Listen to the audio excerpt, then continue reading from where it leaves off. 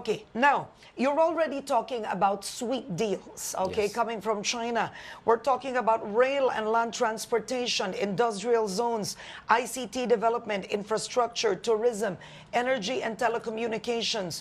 It's 8 business deals so far, 8. Do you believe this will be the biggest so far, I think coming from China? I mean, the thing is this, 400 top Filipino businessmen have accompanied the president.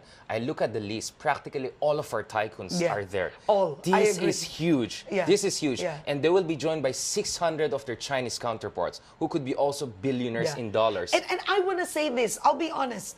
Don't Filipino businessmen, honestly, don't they really need this? Yeah, I mean, in the last 6 years, most of our Yeah. tycoons, unless you really had Chinese heritage, Yes. were really able to break through the China market. Yeah, yeah. I mean, only SM. You Right. look at SM, they are building 6 malls all Yes, over China. yeah. But you look at the other tycoons, Yeah. they are not as big in China Yes. as much as they would want. Yeah. You know what I mean? I mean, Lu Yeah. Shotan's a whole different case. He has Right. buildings all over Yeah. China. And he's back. Exactly, I mean, his that's ancestral the home point. in Yes. Fujian and Yeah, Guangdong yeah, and all yeah. of that. Well, the thing is this. Astonishingly, our investments in China are bigger than Chinese investments in the Philippines. Okay. Which is in complete contrast to all other ASEAN countries. I mean, China is investing only a few $1 million. We're talking about hundreds of millions of dollars of Filipino Chinese investments in China. Yes. So these deals could allow, first of all, for all our businessmen to have better access to China. They're already reducing restrictions for our bananas. So some are joking about the banana diplomacy Yeah, here. yeah. And that's a huge market. Yeah. Probably we're talking about $60 to $100 million. But the other thing is that it may also open up the room for Chinese investors to come into the country. Exactly. Now, I know mean, that Joey yes, Salceda did say Yeah. there's like 35 billion pesos a year Yes. of Chinese money coming into the Philippines, but it's an informal economy. yes, it should go through formal because you're talking Yes. taxation and proper regulation and compliance with our Correct, regulation. yeah. This is the problem. I mean, if you look at the FDI stock, the foreign direct investment stock, US is around 13%, Japan is much bigger, China is like 0.01. And we're talking about the legal, registered investments. Good point. So at least now there's more regulatory supervision. Nonetheless, I understand we had the NBNZT situation, we had other precedents that were not very good, like North Railway. So we should keep Good those point. experiences in Yeah. mind to make sure we don't make that mistakes again. At the same time, let's remember that the Chinese are building the infrastructure of first world countries, including a Chinese company involved in the establishment of a nuclear reactor in United Kingdom. That just tells us how far China has come over the past 10 years. Yeah. But we also have heard that in places like Jakarta, there were problems with China, and Indonesia, there were problems with Chinese investment. So what I'm saying here is this: let's welcome the Chinese investments, but let's make sure we will not repeat the NBNZT situation. And lastly, very quickly, I have noticed based on my discussions with the Japanese is that as the Chinese come in, they're becoming more competitive. So it's now easier for us to play these Good. economic giants against each other so that we'll get more investment. And remember, President Duterte will go to Japan after 5 Okay, days. so is there some kind of genius in what seems to be, I mean, Duterte's mad strategy of saying what he wants? Is there a science to it in the end? I mean, it looks like, I mean, does he know what he's doing that Well, we yeah. may not see? Right.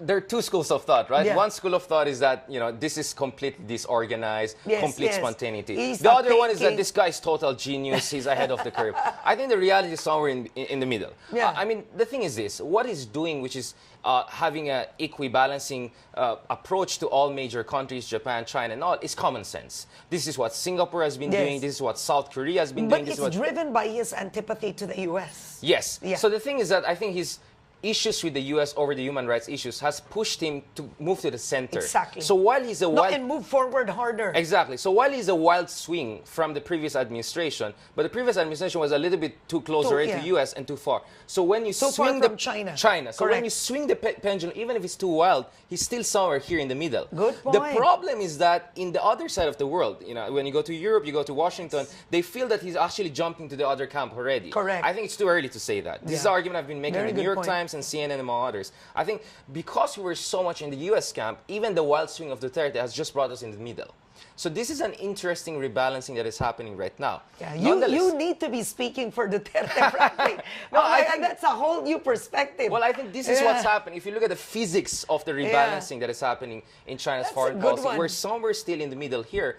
And as I said, if you look at Duterte, he has great relationship with also the Japanese. And remember, we have no problem with the Australians. We have no problem with the Canadians. It's only with Washington and the Europeans that we have slight problems because of the human rights criticism. So I never believed that this antipathy could really translate into full-scale collapse and breakdown in our relationship. But of course, President Duterte is saying all nice things to the Chinese. We know he knows how to play the different crowd. He's an entertainer. He's a smart guy in terms of impressing and apparently his audience. He's really a hit in Asia. He's a hit in Asia. He's a big hit in China. Yeah. I've been dealing with the Chinese media a lot. Yeah. And they love, you know, the kind of sincerity and how different he is I from his think it's predecessor. that. They like the fact he's different. But at the same time, in Indonesia, it was the same. Yes. You have President Widodo who loves him. Yes. And the thing is this, on the other hand, there's this opinion coming out in some of the countries in the region, like Singapore, for instance, that the Filipinos are really dramatic people, aren't they? Like either they're on one side or on the other side. That's true. There's no, there's nothing moderate about the Filipinos. You know? So I think this is the opinion I'm hearing from others. But throughout my trip around the region and the world, I'm trying to explain that actually what's happening is that we're moving to the center. This is not jumping from one camp to the other. Because if Duterte does that, that defeats the very purpose of an independent foreign policy. Okay. Independence doesn't mean jump from the east to the west or west to the east. It's having good relationship, equiproximate relationship with all relevant superpowers. Okay. All right. Before we move to the U.S. and your reasoning just now, so the deals that have already been closed is supposed to be of Globe Telecom with Huawei. Yes. Okay. So it's for faster internet service. And another deal, now this would be big. Yes. The construction of a railway that will connect Subic Bay, Freeport in Zambales to Clark Freeport in Pampanga. Yeah. Now, should we trust that this will be built? I mean, there's a bit of history we've had with the Chinese. Yeah, and a lot in the region. I mean, there's a Bandung-Jakarta project also, which is in trouble. Well, the thing is this. Yeah. The Chinese also have to prove something to the Philippines. I mean, we shouldn't prove anything to them. It's them who were the revanchists in the South China Sea. I think the Chinese are facing a huge dilemma. Because the thing is this, on one hand, the charm offensive of President Duterte is a strategic prize for President Xi Jinping. Because President Xi Jinping has had no foreign policy success in East Asia. In South Korea, the South Koreans are moving closer to the Americans after an initial flirtation. So they are putting the THAAD missile systems, which could affect China. Even the North Koreans are not in good terms with Xi Jinping, and Xi Jinping has not even visited Pyongyang since taking in office. And then you had this arbitration case, which was a huge setback for him. Now suddenly you have the leader of America's closest ally in Southeast Asia so openly embracing you.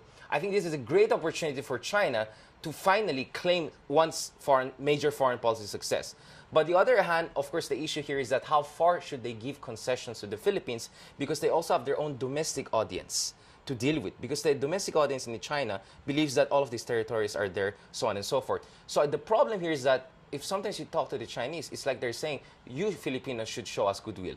But I think anyone objectively knows here, it's the Chinese who should show us goodwill. Not only by giving us access to Scarborough Shoal, which is ours, and we have right there per international law, but also when it comes to their investments here, they have to show us that the NBNZT and North Railway project will not happen again.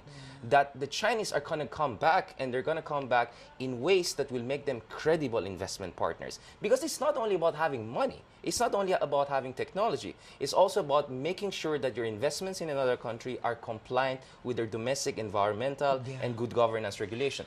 So what I'm saying is this, let's trust but verify.